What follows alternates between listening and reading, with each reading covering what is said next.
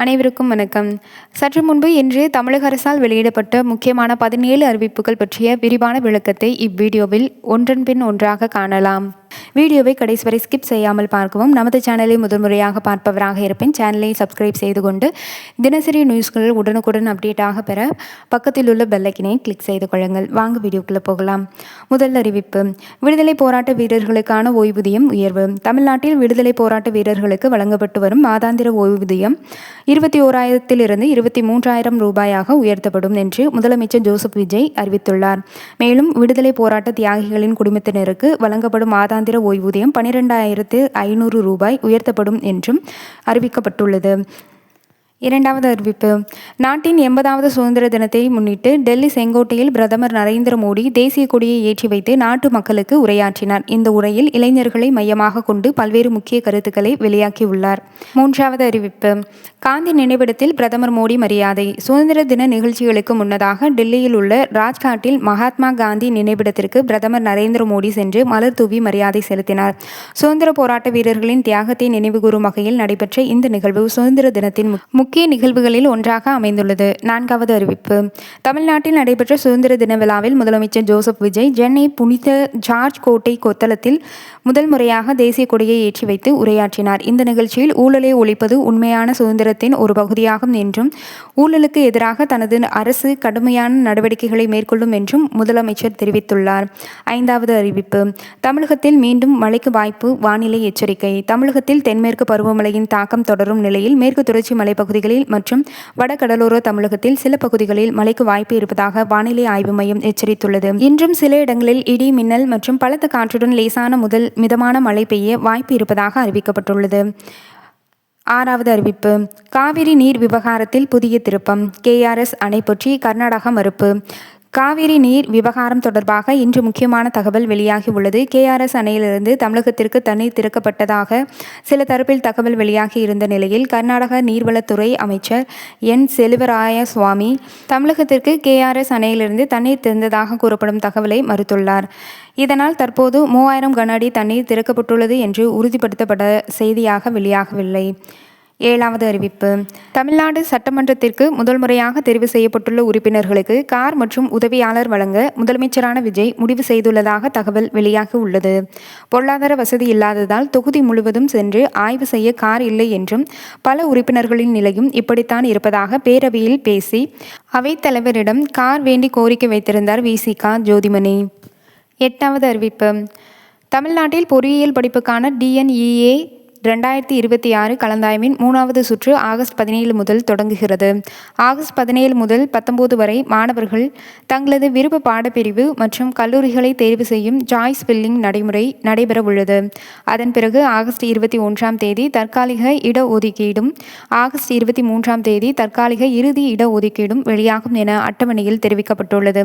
எனவே அடுத்த சுற்றில் பங்கேற்கும் மாணவர்கள் தங்களுடைய லாகின் விவரங்கள் மற்றும் ஆவணங்களை தயார் நிலையில் வைத்திருப்பது நல்லது. ஒன்பதாவது அறிவிப்பு: சென்னை ICFல் 1010 அப்ரண்டிஸ் பணியிடங்கள். வேலை தேடும் இளைஞர்களுக்கு மற்றொரு முக்கிய தகவல். சென்னை பெரம்பூரில் உள்ள இன்டிகிரல் கோச் ஃபேக்டரி ICF சார்பில் மொத்தம் 1010 அப்ரண்டிஸ் பணியிடங்களுக்கு ஆட்சேர்ப்பு அறிவிப்பு வெளியாகி உள்ளது. 10ஆம் வகுப்பு 12ஆம் வகுப்பு மற்றும் ITI படித்தவர்களுக்கு பல்வேறு பிரிவுகளில் வாய்ப்புகள் உள்ளன. வெல்டர், எலக்ட்ரீஷியன், மெஷினிஸ்ட், பெயிண்டர் உள்ளிட்ட பல்வேறு தொழிற்பயிற்சி பிரிவுகளில் இடங்கள் உள்ளதாக தெரிவிக்கப்பட்டுள்ளது. வயது வரம்பு மற்றும் தகுதி பிரிவை பொறுத்து மாறுபடும் நிலையில் விண்ணப்பிக்க கடைசி தேதி 7 செப்டம்பர் 2026 என தெரிவிக்கப்பட்டுள்ளது.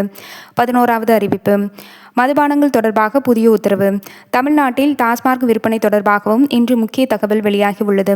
பூந்தமல்லியில் உள்ள ஒரு தனியார் உற்பத்தி நிறுவனத்தில் தயாரிக்கப்பட்ட 11 வகையான மதுபானங்களின் விற்பனைக்கு விதிக்கப்பட்டிருந்த தடை 24 மணி நேரத்துக்குள் திரும்ப பெறப்பட்டுள்ளது. முன்னதாக உணவு பாதுகாப்பு மற்றும் தரநிலைகள் தொடர்பான காரணங்களால் அந்த மதுபான வகைகளின் விற்பனை நிறுத்தப்பட்டிருந்தது. தற்போது அந்த தடையை திரும்ப பெற்று விற்பனையை தொடர அனுமதிக்கும் உத்தரவு பிறப்பிக்கப்பட்டுள்ளதால் தகவல் வெளியாகி உள்ளது. 11வது அறிவிப்பு: பொதுமக்களின் எதிர்ப்புக்கு பயந்து சொத்து வரி உயர்வை தாவேக அரசு நிறுத்தி வைத்துள்ளது. பணம் செலுத்தி இருந்தால் முன்பணமாக வரவு வைக்கப்படும் என சென்னை மாநகராட்சி ஆணையரான சமீரன் அறிவித்தும் உள்ளார். வரித்தொகையானது மாற்றியமைக்கப்படுவதற்கு முன்பு நடைமுறையில் இருந்த அளவிற்கே மீண்டும் மாற்றப்படும். மாற்றியமைக்கப்பட்ட வரித்தொகையை ஏற்கனவே செலுத்தியவர்களுக்கு அந்த தொகை அடுத்தடுத்த அரை ஆண்டுகளுக்கான முன்பண வரியாக ஈடு செய்யப்படும். 12வது அறிவிப்பு. தமிழ்நாடு அரசின் தொழில் முனைவோர் மேம்பாடு மற்றும் புத்தாக்க நிறுவனம் சென்னையில் தொழில் முனைவோருக்கான மீடியா ட்ரோன் பயிற்சியை வரும் 18/8/2026 முதல் 20/8/2026 வரை 3 நாட்கள் காலை 10 மணி முதல் மாலை 5 மணி வரை பயிற்சி நடைபெறவுள்ளது. 13வது அறிவிப்பு. தமிழ்நாடு முழுவதும் 17ஆம் தேதி குடற்புழு தொற்று தடுப்பு மாத்திரை வழங்கும் சிறப்பு முகாம்கள் நடைபெறவுள்ளது. பொதுமக்கள் இந்த முகாம்களை பயன்படுத்திக் கொண்டு குழந்தைகளை குடற்புழு தொற்றிலிருந்து பாதுகாத்துக் கொள்ளுமாறு கேட்டுக்கொள்ளப்படுகிறது. 14வது அறிவிப்பு. முதலமைச்சர் கோப்பை விளையாட்டுப் போட்டிகளில் பங்கேற்க ஆன்லைனில் பதிவு செய்யலாம் என அறிவிக்கப்பட்டுள்ளது. விளையாட்டுப் போட்டிகளில் பங்கு கொள்ள ஆர்வமுள்ளவர்கள் 31ஆம் தேதி வரை TNCM டிராஃபி என்ற இணையதளத்தில் உரிய ஆவணங்களுடன் பதிவு செய்ய கேட்டுக்கொள்ளப்படுகிறது. மொத்தம் 45 வகையான விளையாட்டுப் போட்டிகள் வரும் செப்டம்பர் முதல் அக்டோபர் மாதம் வரை நடத்தப்பட உள்ளதாக கூறப்பட்டுள்ளது.